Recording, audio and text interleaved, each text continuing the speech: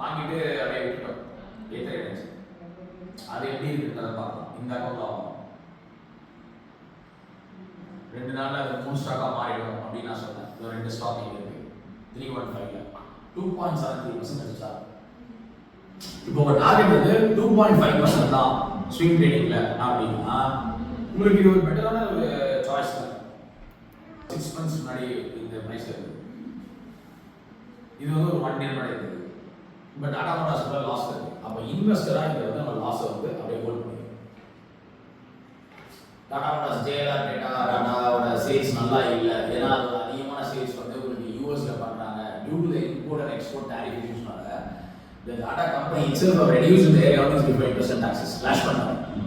இதை எதிர்பார்த்த அளவுல ரெவென்யூ வரும்ன்ற நம்பிக்கை எங்களுக்கு இருக்கிற கம்பெனி சொன்னனால டாடா மோட்டார்ஸ் ஷேர்ஸ் போறாங்க. But Tata Motors do have the things to recover. அவங்க லாங் டர்ம்ல விட்டுறோம். டிஸ்டர்ப் பண்ணாங்க. இப்போ நம்ம ரொம்ப பெரிய பணம் போடுறோம்னா ஓகே. சின்ன பணம் போடுறோம். விட்டு போவோம். அந்த எக்ஸ்பீரியன்ஸ் உங்களுக்கு நெக்ஸ்ட் கம்பெனில பெரிய. அப்ப இதுவே லாஸ் ஆகாதனால இவன் அதான் பண்ணாரு.